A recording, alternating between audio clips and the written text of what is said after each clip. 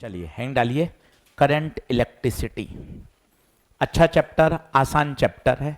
लगभग नीट में 3 से 4 क्वेश्चन इससे पूछे जाते हैं। 2025 की बात करें तो 3 क्वेश्चन इससे पूछे गए थे। तो ऑन एन एवरेज आपको 3 से 4 सवाल इससे दिखाई दे देंगे। ठीक बात है। चलिए अब शुरू करते हैं। हैंग डालिए करंट इलेक्ट्रिसिटी और लिखिए पहला करंट। चलिए आगे बढ़ें। ऑनलाइन वाले बच्चे भैया अब शुरू करते हैं। अब लिखें करंट। अब बातचीत बंद करो, लिखें the net flow of electric charge through a given cross section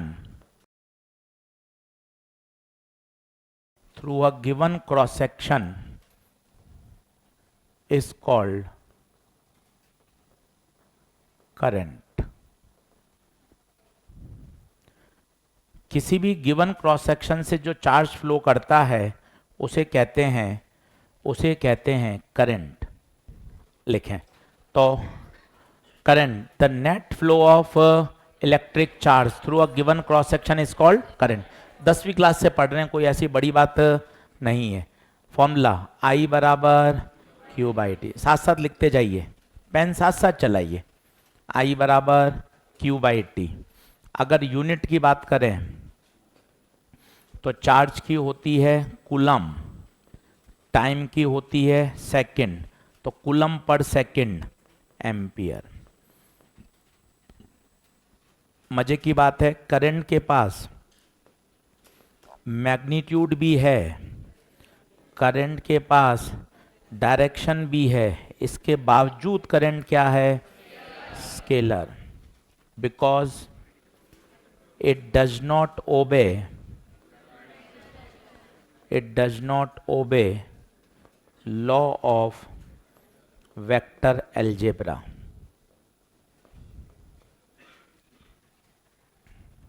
सब लोग नई एनसीईआरटी जरूर ले लें, पुरानी एनसीईआरटी से काम नहीं चलेगा। और सीबीएसई की वेबसाइट से डाउनलोड कर लें, खरीदते समय उससे मैच कर लें। तो भैया छोटी सी बात, करंट का फॉर्मूला बोलिए। The rate of flow of electric charge is called current. Current scalar है या वेक्टर है? करंट के पास मैग्नीट्यूड है, करंट के पास डायरेक्शन है, फिर भी ये क्या है? स्केलर है। सही बात है। चलिए अब करंट 2 तरह से परिभाषित होती है। एक होती है इंस्टेंटेनियस करंट, साथ साथ लिखते जाइए, नोट साथ साथ बनाइए ताकि दिमाग में रहे कि जब सब लिख रहे हैं तो मैं भी साथ साथ लिख लूं सर के। एवरेज करंट, सुनते जाइए लिखते जाइए, समझाऊंगा तब रुक जाएंगे। तो करंट 2 तरह की होती है, instantaneous current, average current. Instantaneous का फॉर्मूला होता है dq बाय dt, जबकि एवरेज करंट का फॉर्मूला होता है del q by del T.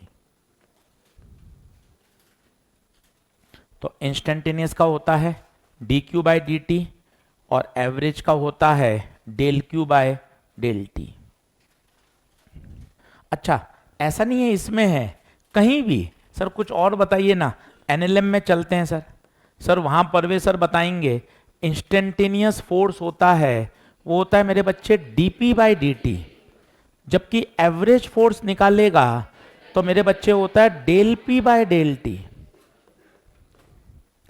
Physics में ये तो मजा है, हर जगह एक जैसा है।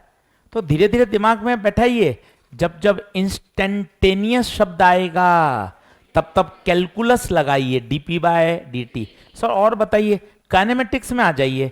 अगर मुझे इंस्टेंटेनियस वेलोसिटी चाहिए तो dx by dt, average velocity चाहिए बच्चे del x by del T. तो क्या है, 2 एग्जाम्पल देखने से मन और खुश हो गया। अच्छा यार सब जगह एक जैसा चलता है। Instantaneous current dq by dt, average current del q by del T. बताइए क्या ये बात ओके है? तो आइए रिवाइज करिए। करंट की यूनिट एम्पियर, करंट क्या है, स्केलर क्वांटिटी है, इंस्टेंटेनियस करंट चाहिए dq बाय dt। क्या बात ओके है? चलिए आगे बढ़ते हैं, कुछ कॉन्सेप्ट सीखते हैं। पहले बेसिक मैथ के कुछ कॉन्सेप्ट देखते हैं, पढ़े हुए हैं पर एक बार मैं रिव्यू करता हूं जिससे आपको थोड़ा सा और बढ़िया याद हो जाए। तो लिखिए बेसिक मैथ के कुछ कॉन्सेप्ट, एक अलग से कॉपी डालें जिसमें एनसीईआरटी का एक एक सवाल लो। इन सब चैप्टर की कराऊंगा पूरी, जैसे ही चैप्टर खत्म होगा मेरी जिम्मेदारी है, चैप्टर खत्म होती है, अभी रे ऑप्टिक्स खत्म हुआ लास्ट टर्न पर ही, अपने आप अनाउंसमेंट हो गया एनसीईआरटी आने वाली है रे ऑप्टिक्स की। करंट खत्म होगा अपने आप अनाउंसमेंट हो जाएगा। तो आप सोचो अगले 5-6 महीने रोज साथ साथ करते जाओगे, एनसीईआरटी पूरी तैयार हो जाएगी। चलिए बेसिक मैथ के कुछ कॉन्सेप्ट, आइए ध्यान दीजिए। अगर कोई कर्व वाई एक्स में है, हर बच्चा समझिए, वाई एक्स में कोई कर्व है। अब मान लो मुझे स्लोप चाहिए, तो मैंने इस पॉइंट पर क्या खींची, एक टेंजेंट। स्लोप बोले तो टेंजेंट, याद है स्लोप क्या होता था? स्लोप होता था टेन थीटा, परवेज सर ने सिखाया था। और टेन थीटा स्लोप का एक फॉर्मूला और, D Y by D X. ये हमेशा याद चाहिए, इसको रिवीजन नहीं। अगर कोई कर्व वाई एक्स में है तो इसका slope D Y by D X. Theta किसके साथ नापा जाता है? लिखते जाइए, angle measured with positive X axis. हमेशा अगर कोई कर्व वाई एक्स में, कल को सोचो अगर कोई कर्व क्यू और टी में हो तो कोई बताएगा इसका स्लोप।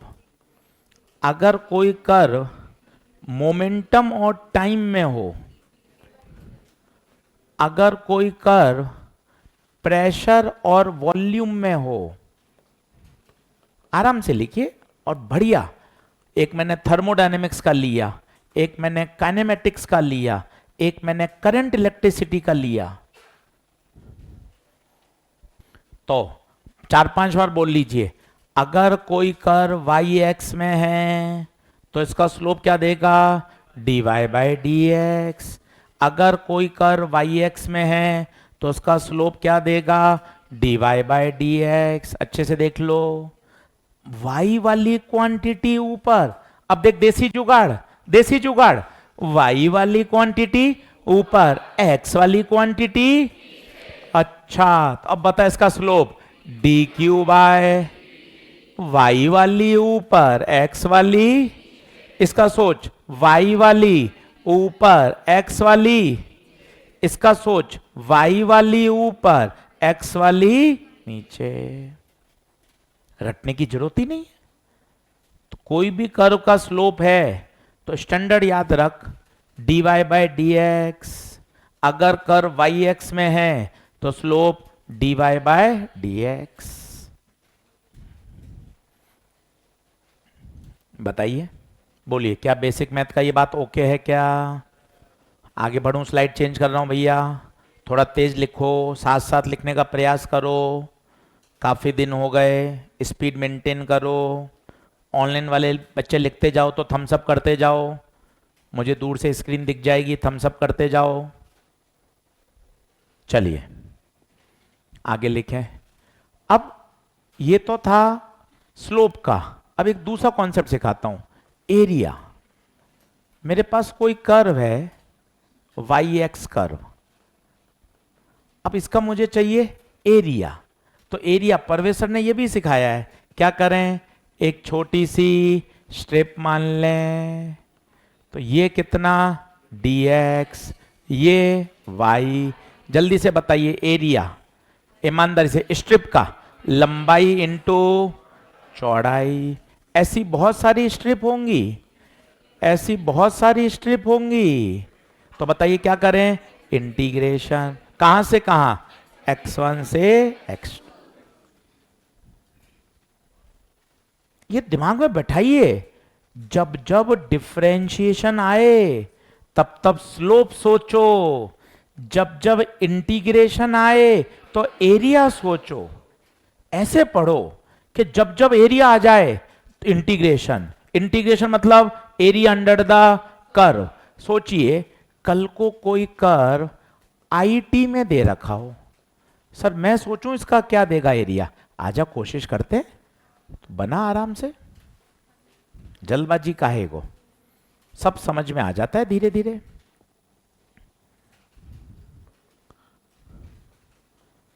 बेसिक बातें सीखो, उससे फिजिक्स पकड़ में आए, सवाल बने, रट्टाबाजी मत करो, घर पर रफ कॉपी में लिख लिख कर याद करो, तब चीजें बनेंगी। चलिए अब सर इसका एरिया, सर क्या कॉन्सेप्ट है सर, आराम से बताओ। एक छोटी सी स्ट्रेप, एक छोटी सी स्ट्रेप, सर यहां कितने माना dx, dx, बेटा तूने नकल मार ली, हाँ सर नकल मारी, dx का dx ले लिया, बेटा ऐसे कैसे कर रहा बेटा मेरा, ये x है तो ये dx हुआ, यहां t है, सर नकल मार ली थी, अरे कोई बात नहीं सही कर, dt होगा, टाइम चल रहा है ना वहां, और यहां आई। अब बता एरिया क्या देगा, लंबाई इंटू चौड़ाई, और कहां से कहां, t1 से t2। दो तीन लिख लेगा ना, फिर तो तेरा खुद का मन करने लग जाएगा। अब सर देखो मैं बिना पेन चलाए लिखूंगा, बिना पेन चलाए, कैसे देखना, सर देखो एक पट्टी मानोगे, फिर यहां x नहीं आएगा, क्या आएगा dx, यहां f, तो बता क्या होगा, लंबाई इंटू चौड़ाई, और dx आ रहा है तो लिमिट x की, ये देख भाई 5 बार बना लेगा ना तो अपने आप ये बातें सीखने लग जाएगा, डर ऐसे ही हटेगा, और कोई तरीका नहीं है। दिमाग में सेट कर, सर जब जब इंटीग्रेशन आएगा तब तब मैं एरिया सोचूंगा, और जब जब डिफरेंशिएशन आएगा तब तब मैं स्लोप सोचूंगा। ये है फिजिक्स, किसी भी चैप्टर में लगा सही आंसर देगी, ये कोर है, कोर, ये आना चाहिए। अब जैसे तुझे दिया हुआ y dx, तो बताइए कौन से कर्व का एरिया, कोशिश कर, y x, i dt, कौन से कर्व का area, i t, f dx, f x। क्या बात ओके है क्या?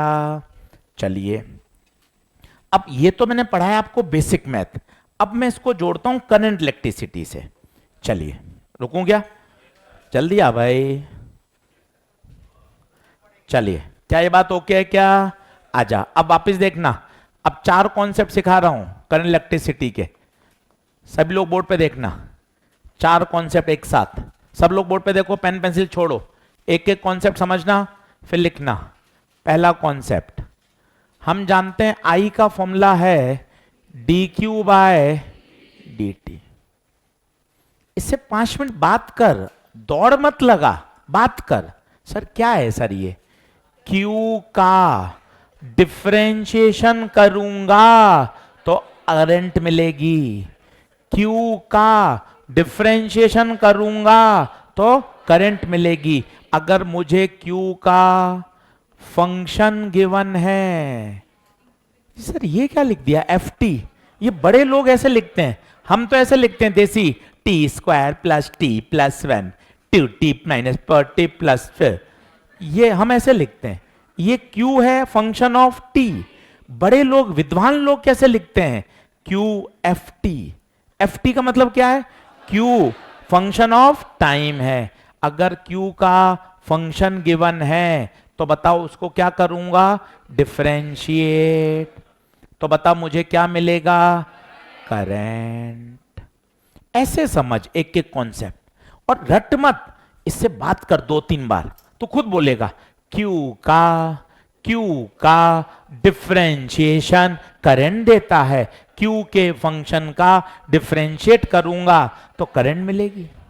फिर मन में आया, और भाई डिफरेंशिएशन और इंटीग्रेशन तो रिवर्स प्रोसेस होते हैं, अगर Q का डिफरेंशिएशन करंट दे रहा है तो करंट का इंटीग्रेशन चार्ज देगा, वो भी देखते हैं, वो भी देखते हैं, देखना ध्यान से, I बराबर dq बाय dt, तो dq बराबर I dt, दोनों तरफ क्या किया, इंटीग्रेट, तो dq I D T, limit डाल दी T1 से T2, तो बता डी क्यू का इंटीग्रेशन Q, T1 से T2 I D T.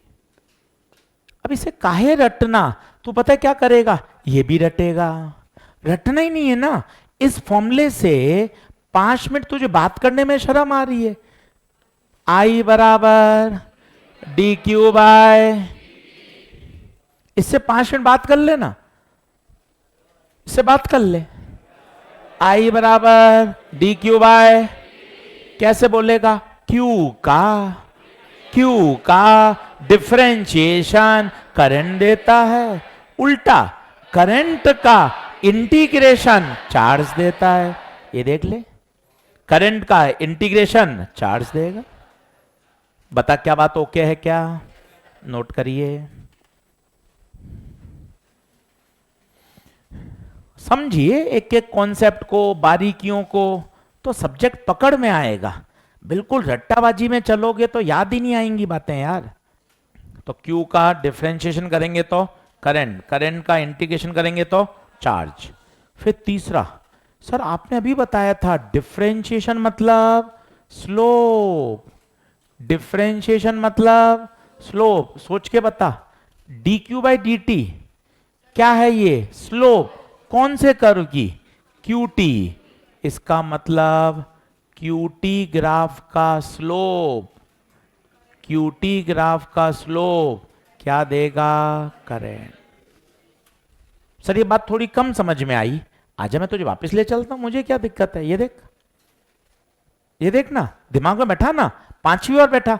Sir थोड़ा धीरे धीरे बताओ, वाई एक्स ग्राफ का slope D Y by D X, Y X graph का slope D Y by D X, तो क्यू टी ग्राफ का slope D Q by D T, पर D Q by D T होता क्या है, current. इसका मतलब नया कॉन्सेप्ट क्या आ गया, क्यू टी ग्राफ का स्लोप करंट देगा। लिखते जाइए,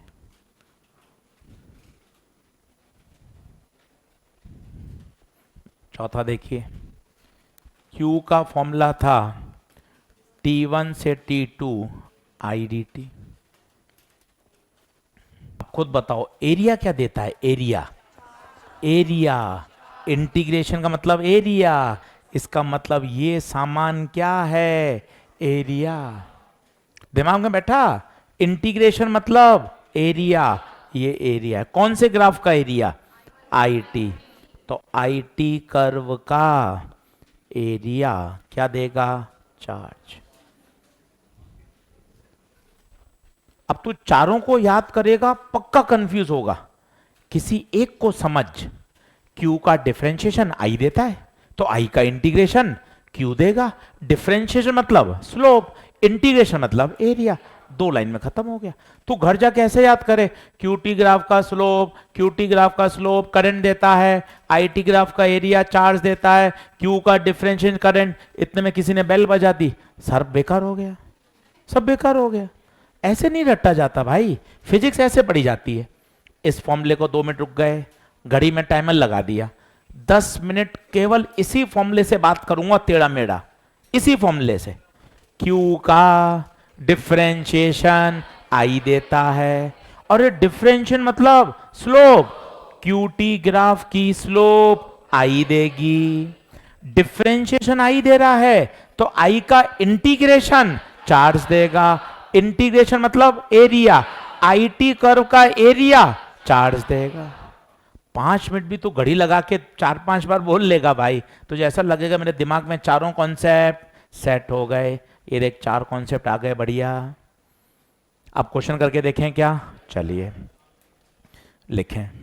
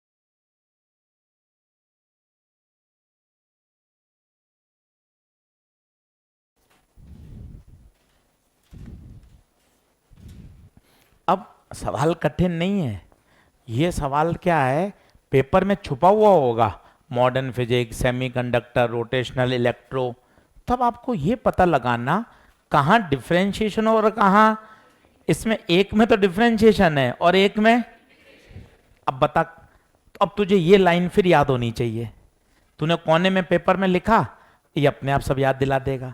कोशिश कर, मुंह क्यों बंद कर रखा है, मुंह खोल, मुंह क्यों बंद कर रखा है, क्यू का डिफरेंशिएशन, अच्छा क्यू दे रखा होगा तो पक्का पक्का क्या करूंगा, डिफरेंशिएशन। देख पहले सवाल में क्यू दे रखा है, अच्छा गुरुजी इसमें क्या करना पड़ेगा, डिफरेंशिएशन, और दूसरे में इंटीग्रेशन, हो गया खत्म। देखिए तो इसका सॉल्यूशन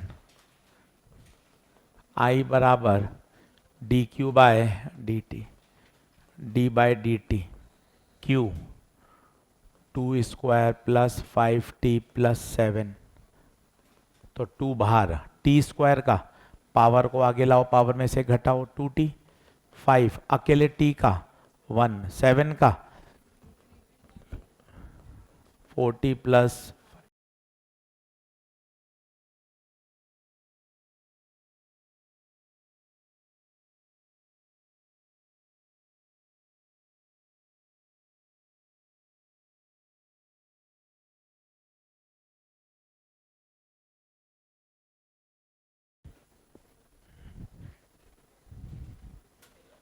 दूसरे में बताइए क्या करेंगे, इंटीग्रेशन, q बराबर इंटीग्रेशन t1 से t2 i dt, i का फंक्शन 3t स्क्वायर, टाइम कहाँ है 1 से 3, तो 3 बाहर आ गया, टी स्क्वायर का इंटीग्रेशन बताइए, टी क्यूब बाय 3, ये इंटीग्रेशन डिफरेंशियल रिवाइज कर लीजिए, कॉपी में खूब पढ़ाया है सर ने, 1-2 घंटे बैठकर रिवाइज कर लें, 10-10 सवाल कर लें, 10-10 सवाल कर लोगे तो इसमें परेशानी नहीं आएगी, ये आना चाहिए। इंटीग्रेशन डिफरेंशियल में रिवीजन नहीं हो, हमेशा तैयार।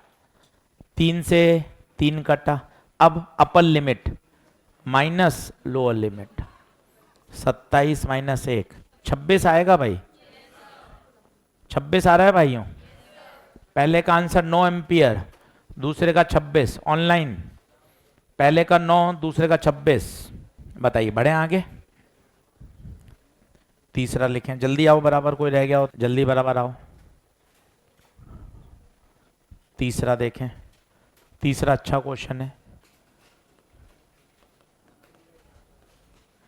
इफ, साथ साथ लिखो, current in the wire decreases linearly from 4 ampere to 0 ampere in the second, calculate amount of charge flown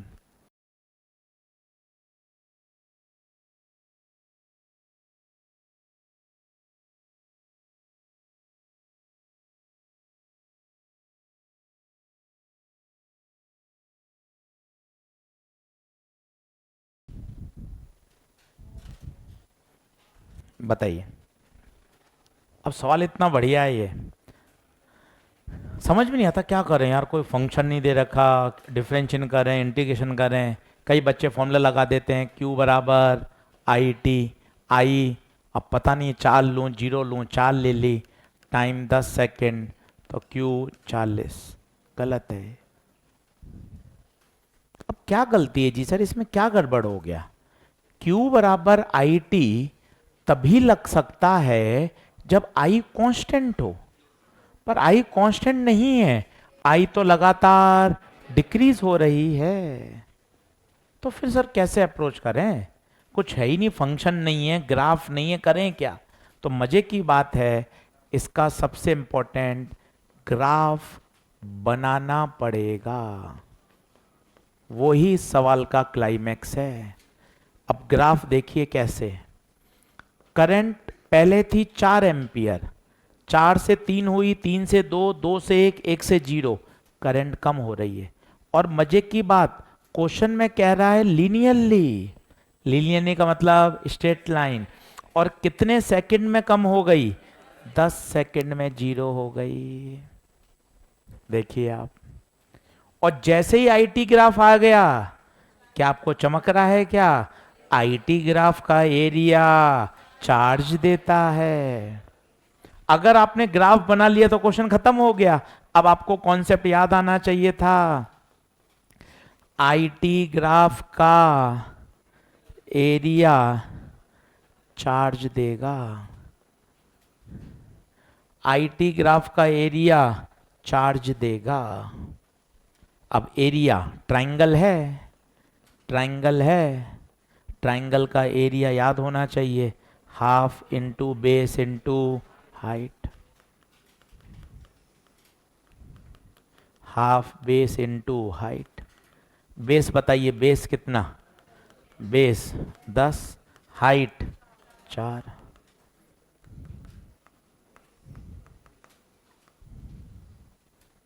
बहुत ही बढ़िया सवाल। इस वहां लिख लेना, ग्राफ हमने बनाया है, क्वेश्चन में गिवन नहीं था, ग्राफ बनाना पड़ेगा। आप रिवीजन करते समय आपको लगे ग्राफ दे रखा है, नहीं भाई, ग्राफ हमने सोचा है, बिना इसके सवाल नहीं होगा।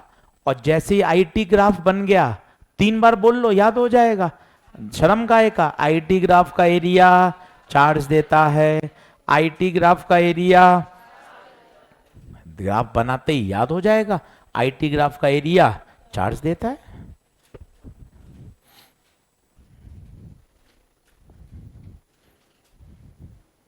करूं नेक्स्ट। अब इसी का एक मेथड और देखिए, वो और अच्छा मेथड है, मेथड 2। अगर पूरी फिजिक्स में कोई भी फंक्शन लीनियर वेरी करे तो उसे एवरेज कैलकुलेट करके किया जा सकता है, बशर्ते कैसा वेरिएशन हो, लीनियर। पूरी फिजिक्स में कहीं भी किसी भी चैप्टर में, बस बशर्ते वेरिएशन कैसा, लीनियर। अब एवरेज निकाल लें, आई एवरेज क्या होगा, I initial plus I final बटे 2। 2 माइनर का एवरेज कैसे निकालेंगे, -1 प्लस -2 बटे 2। बताओ इनिशियल करंट कितनी थी, इनिशियल 4, फाइनल 0। तो आई एवरेज आ गया 2। पर हमें क्यों पूछा है,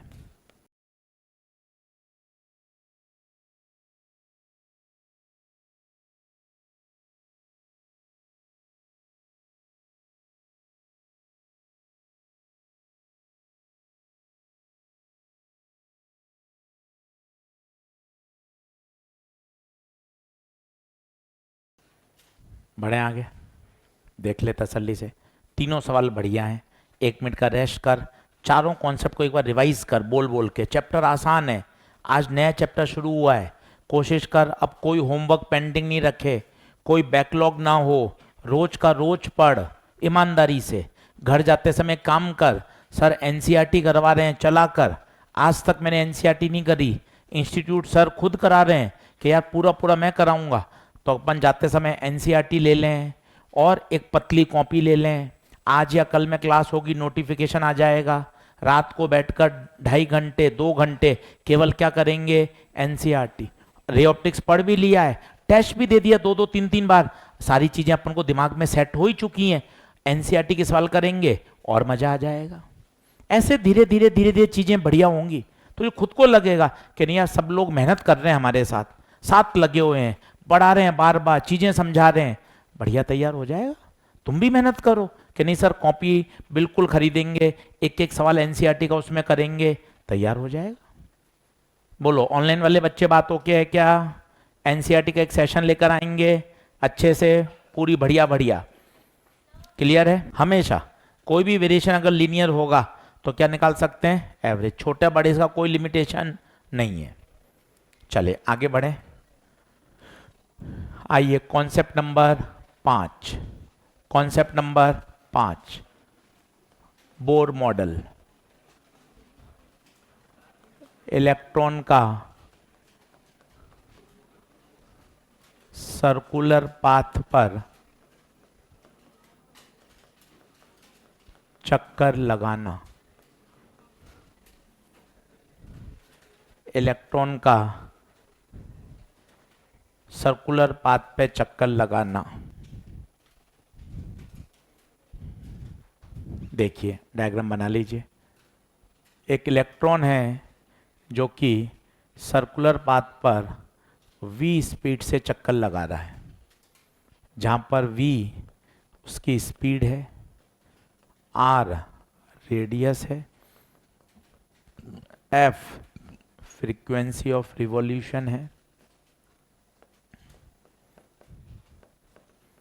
ओमेगा एंगुलर फ्रीक्वेंसी है। अब सर पूछना क्या चाहते हो, तो पहले खुद डेवलप करिए, क्या हो रहा है इमेजिनेशन लाइए। इलेक्ट्रॉन चक्कर लगा रहा है, चार्ज के फ्लो करने से क्या फ्लो करेगी, करंट। इसका मतलब आपसे वो क्या पूछेगा, करंट। अब करंट के क्या क्या फॉर्मूले हैं वो देखिए। एक है क्यू एफ, एक है क्यू ओमेगा बटे 2 पाई, और एक है क्यू वी बटे 2 पाई आर। अब सर ये फॉर्मूले कहाँ से आ गए, मैं सारे आपको अभी डिराइव करके दिखाता हूँ। ऑब्जेक्टिव पेपर है, फॉर्मूले अगर आपको ध्यान होंगे आपका समय बचेगा। कहाँ से आ गए एक बार बढ़िया तरीके से डिराइव करेंगे। घर पर भी रफ कॉपी लेकर बैठें, फॉर्मूले लिख लिख कर याद करें, उनको समझें, तब जाके क्लियर होगा। अब पहले सर एक बार डर हटवा दो फॉर्मूले से। हाँ थोड़ा बोलेगा डर हटेगा। सर कैसे बोलूं बताओ। आई कौन है, current, F frequency, omega. Sir W बोल रहा हूं, डब्लू मत बोल बेटा। सर निकल गया डब्लू नहीं है, ओमेगा। क्या है बेटा, omega angular frequency, V speed, R radius. तो पहले फॉर्मूला भी याद कर लिया, पर तो इसकी टर्म ही पता नहीं है, सवाल कैसे करेगा। और इमेजिन कर, कल्पनाशील बन, एक इलेक्ट्रॉन चक्कर लगा रहा है, उसका चक्कर लगाते समय स्पीड v है, जिस ऑर्बिट में चक्कर लगा रहा है वो रेडियस r है। इलेक्ट्रॉन के घूमने से, चार्ज के फ्लो करने से क्या पैदा होगी, करंट पूछा गया है। अब सर एक बार ये सब डिराइव करके बता दो, देख ले एक बार, मन खुश हो जाएगा तेरा। बोर्ड पे देख, बाद में लिखना। I बराबर Q by T, basic formula. अब इसको लिख Q 1 बाई टी, लिख सकते हैं क्या। Q को 1 से करेंगे Q आ गया, सोच 1 बाई टी फ्रीक्वेंसी। तो देख फॉर्मूला आ गया, I बराबर क्यू एफ। लो सर जी पहला आ गया। और बताओ ओमेगा बराबर 2 पाई एफ, तो एफ की जगह ओमेगा बटा एज हम जानते हैं I बराबर क्यू एफ, इस एफ को हटा दे तो एफ की जगह ओमेगा बाय 2 पाई। ले भाई दूसरा फॉर्मूला भी आ गया। सर तीसरा बता दो, एज I बराबर क्यू बाय टी, टी होता है टाइम, टाइम होता है डिस्टेंस अपॉन स्पीड। एक पूरा चक्कर लगाने में डिस्टेंस 2 पाई आर, स्पीड तो टाइम आ गया 2 pi R upon V, time put कर दे तो I बराबर Q time 2 pi R upon V, ऊपर जाएगा तो क्यू वी बटे 2 पाई आर। ये देख कोई कह नहीं रहा कि डेरिवेशन, पर क्या पढ़ने से, रफ कॉपी में लिखने से थोड़ा डर हटता है, चीजें दिमाग में बैठती हैं। केवल सूत्र रटेगा मजा नहीं आता, चीजें समझ में आती हैं। अच्छा यार चक्कर लगा रहा है, चक्कर लगाने में distance 2 pi r, 1 by t को क्या बोला, फ्रीक्वेंसी, फ्रीक्वेंसी को कैसे हटाया, ओमेगा से। पढ़ाई ऐसे की जाती है। अगर सूत्र रटने तो एक दिन आपको सूत्र ही लिखा दूंगा, ले भाई पूरे चैप्टर खत्म हो गया। उससे सवाल थोड़ी ना बनेंगे। सवाल तब बनते हैं जब उस पूरे की एप्लीकेशन समझ में आती है। इस समय ये लगेगा, इस समय ये लगाना है। अब क्वेश्चन में स्पीड दे रखी है तो बता क्या लगाएगा, क्यू वी बटे 2 पाई आर। क्वेश्चन में फ्रीक्वेंसी दे रखी है क्यू एफ, क्वेश्चन में एंगुलर फ्रीक्वेंसी दे रखी है क्यू ओमेगा बटे 2 पाई। नोट करिए तसल्ली से, खूब पढ़िए। आज से नया चैप्टर है, मन में खुद प्रॉमिस कर लीजिए, एक भी क्लास नहीं छोड़ूंगा, एक भी होमवर्क मिस नहीं करूंगा।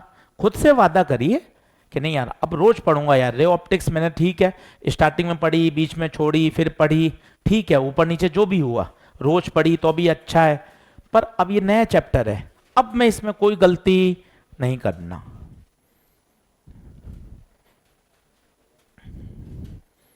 चले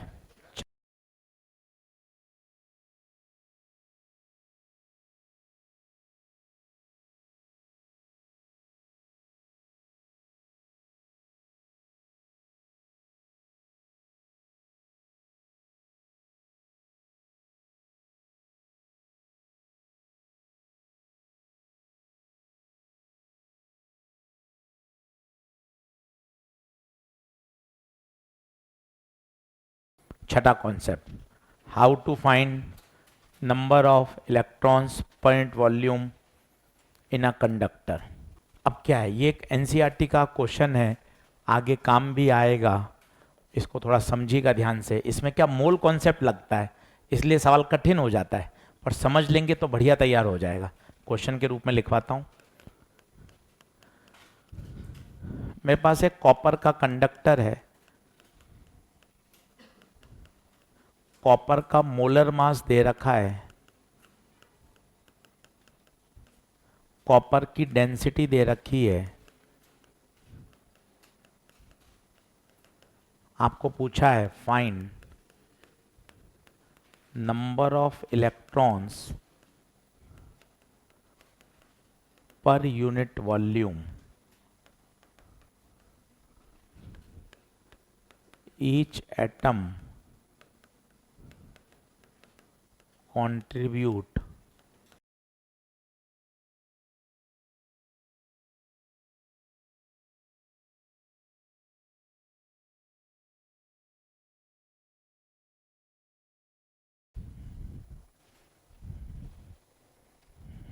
अब सर कैसे करें इसको, शुरुआत पता नहीं चल रहा, कुछ दे ही नहीं रखा, तो थोड़ा थिंक प्रोसेस लाइए।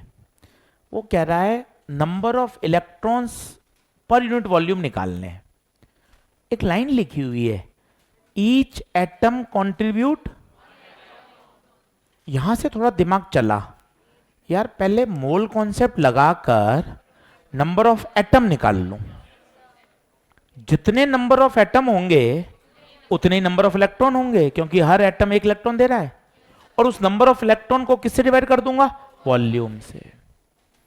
सॉल्यूशन मत छापो, पहले दिमाग में टूटा फूटा तैयार तो करो कि सर कैसे बढ़ूं, सर ये बताओ। सर सर वो कह रहा है ईच एटम कंट्रीब्यूट 1 इलेक्ट्रॉन, तो सर पहले क्या करूं, मोल कॉन्सेप्ट लगाऊं।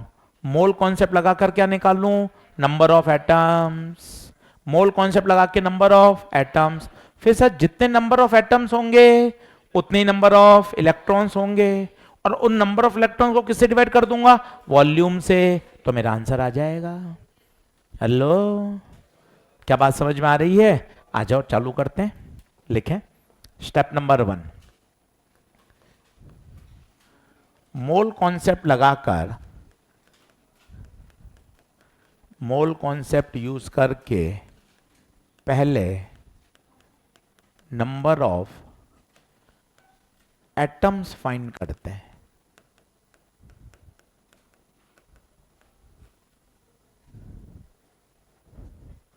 मोल कॉन्सेप्ट यूज करके पहले नंबर ऑफ एटम्स फाइंड करते हैं। तो बताइए क्या होगा, नंबर ऑफ मोल्स, फॉर्मूला जानते हो, नंबर ऑफ मोल्स क्या होता है, मास बटे molar mass, number of atoms बटे Na। याद करो physical chemistry mole concept, mass upon molar mass बराबर number of atoms upon Na। Mass ही रहने दें, हमें तो नंबर ऑफ एटम्स चाहिए, तो नंबर ऑफ एटम्स के लिए Na को यहाँ भेज दूँ तो हो जाएगा मास बटे मॉलिक्यूलर मास इनटू Na। आराम से, तसल्ली से, कोई जल्दबाजी नहीं, एक एक स्टेप। सवाल कठिन है, थोड़ा स्लो मोशन में एक एक स्टेप समझिए।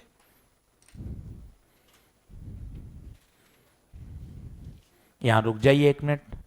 मोल कॉन्सेप्ट लगाकर पहले क्या निकाल लिए, नंबर ऑफ एटम्स, देख लो, सही बात है। चलिए अब नंबर ऑफ एटम्स आ गए, सोचो जितने नंबर ऑफ एटम्स होंगे उतने ही नंबर ऑफ इलेक्ट्रॉन्स हैं। कैसे? क्वेश्चन में गिवन है ईच एटम कंट्रीब्यूट 1 इलेक्ट्रॉन। तो step number 2, according to question each atom contribute 1 electron, therefore जो नंबर ऑफ एटम्स होंगे उतने ही नंबर ऑफ इलेक्ट्रॉन होंगे। तो बताइए नंबर ऑफ इलेक्ट्रॉन आ गए, मास बटे मोलर मास इंटू Na।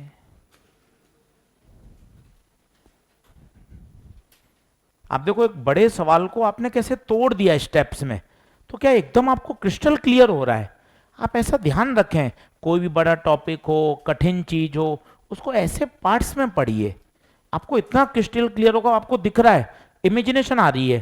पहले क्या निकाले, मोल कॉन्सेप्ट लगाकर एटम्स, जितने एटम्स थे उतने ही क्या हो गए, इलेक्ट्रॉन्स। पर इलेक्ट्रॉन्स नहीं पूछे, पूछा क्या है, number of electrons per unit volume. Step number 3, पूछा क्या है, number of electrons per unit volume.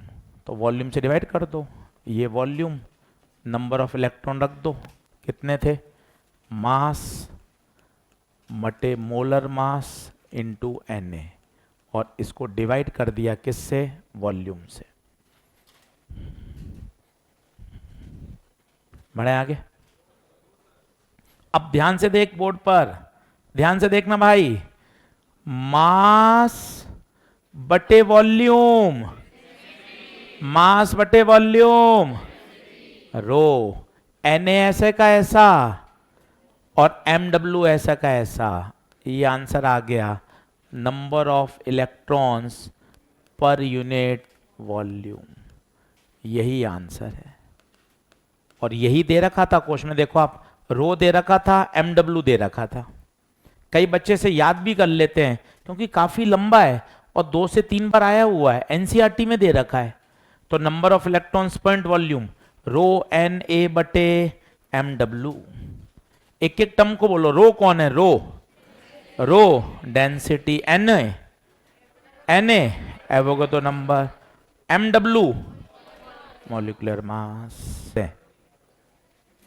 लिखें कॉन्सेप्ट नंबर 7,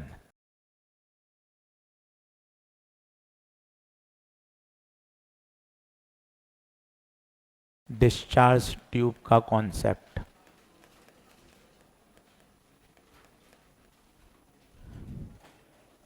यही होमवर्क लिखें, मॉड्यूल दे दो,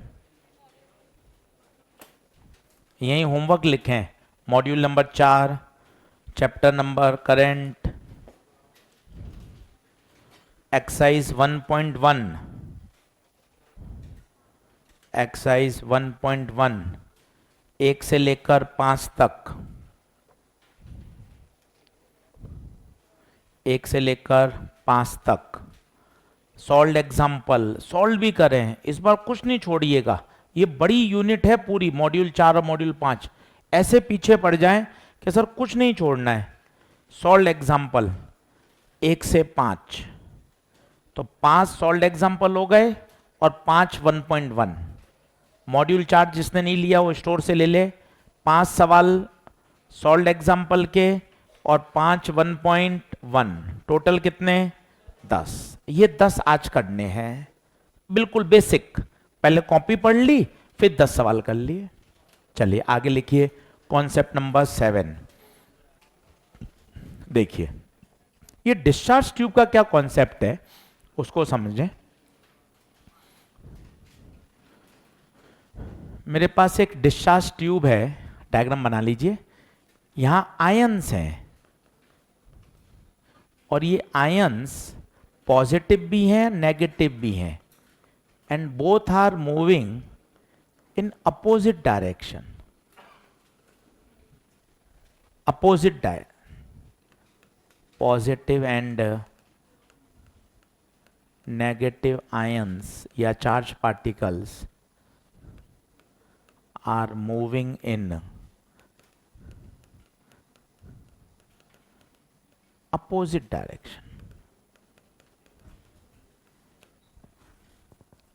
आपसे पूछी गई है टोटल करंट बताइए। अब ये 2 से 3 बार ऑल इंडिया लेवल पे आया। अब इसमें बच्चा गलती क्या करता है, वो अपोजिट शब्द देखता है तो उसको लगता है अच्छा अपोजिट जा रहे हैं तो करंट को भी क्या कर दें, सब्ट्रैक्ट कर दें। पर भाई साहब मजे की बात है, करंट सब्ट्रैक्ट नहीं होगी, बस यही गलती हो जाती है।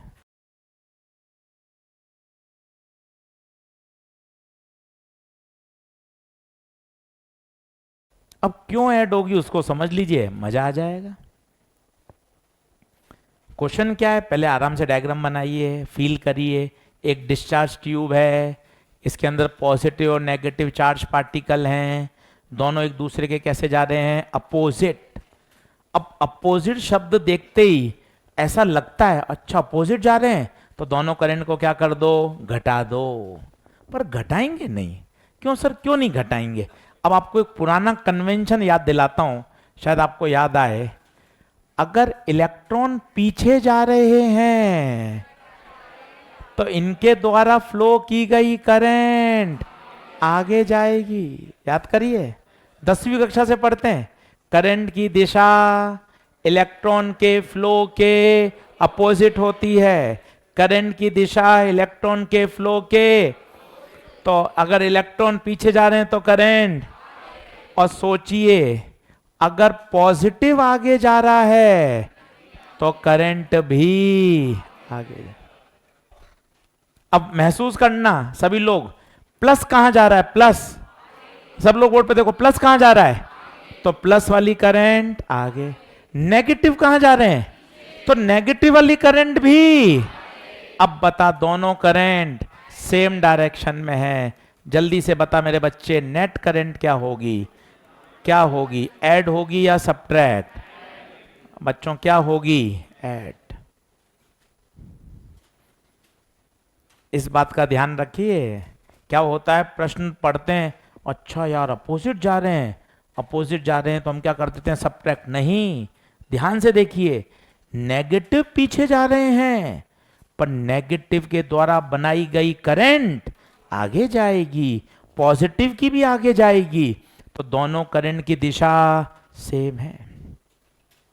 कभी कभार आई का फॉर्मूला लगाना पड़ता है, तो आई का फॉर्मूला लगाइए, क्या होता है, Q बाई टी।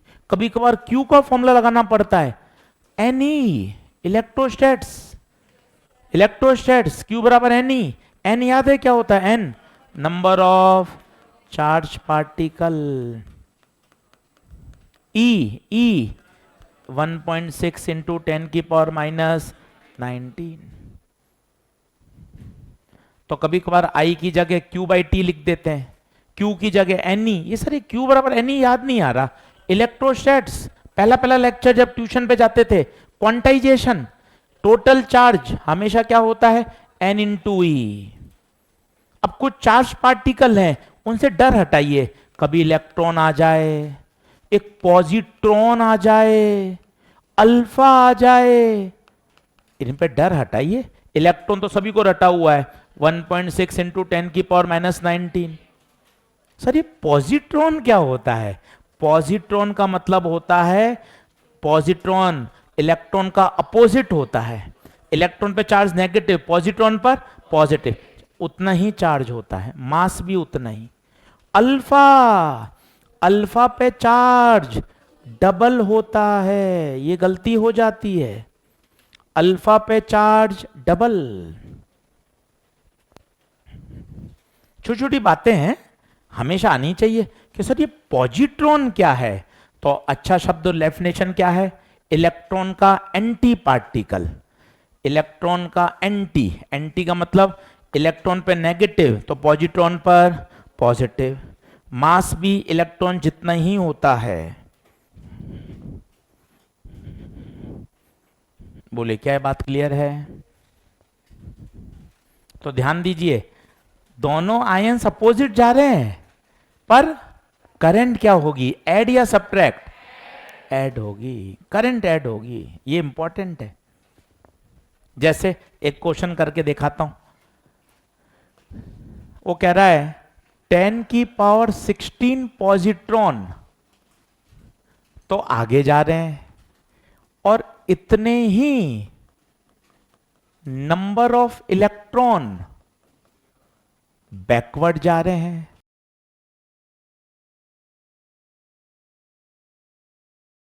टाइम दे रखा है 10 ms, ms का मतलब होता है मिली सेकेंड।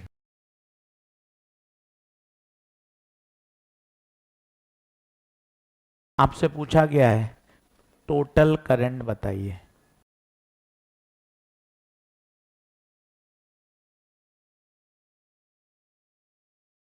पॉजिट्रॉन तो आगे जा रहे हैं, इलेक्ट्रॉन पीछे जा रहे हैं।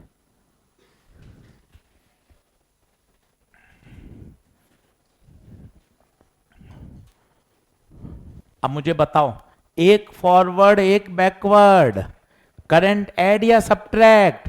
ऐड। ये मैक्सिमम गलती ये होती है, बच्चा करंट सब्ट्रैक्ट कर देता है, क्या होंगे? ऐड। तो बताओ I बराबर I1 प्लस I2। अब I की जगह क्या लिखूं बताओ? Q बाई टी, और Q की जगह NE, Q की जगह NE।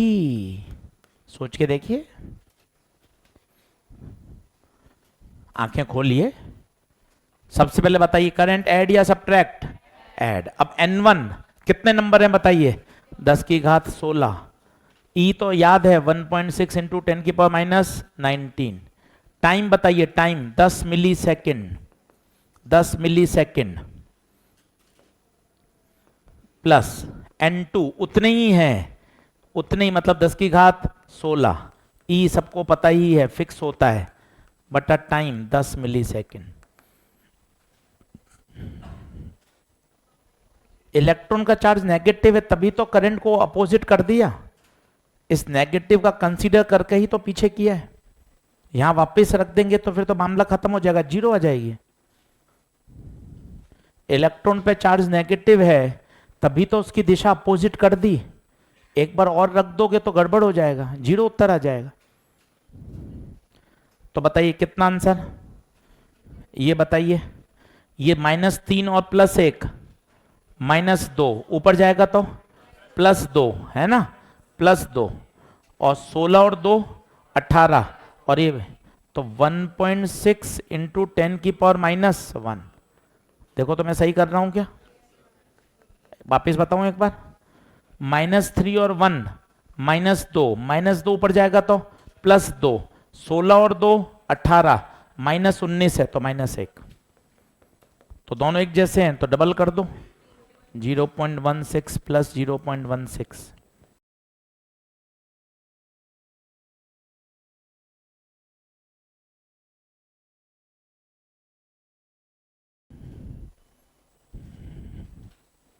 तो यहां इंपॉर्टेंट ये है कि दोनों अपोजिट जा रहे हैं, दोनों अपोजिट जा रहे हैं, इसके बावजूद करंट क्या होगी? ऐड होगी। ये इंपॉर्टेंट है। बोलिए क्या आगे बढ़े?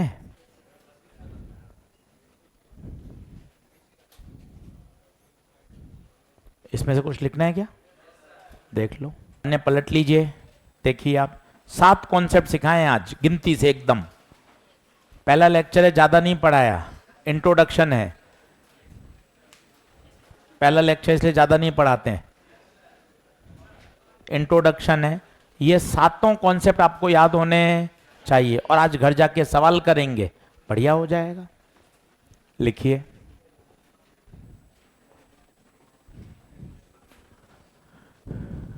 लेक्चर 1 का रिव्यू, 7 कॉन्सेप्ट एक साथ सिखा रहा हूं।